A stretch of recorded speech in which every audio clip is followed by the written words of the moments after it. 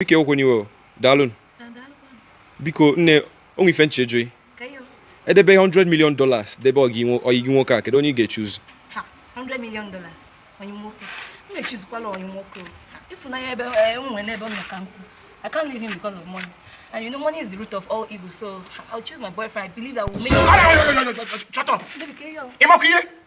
I don't be $100 million. $100 million. Where I love you now. They go to my from here. I don't know.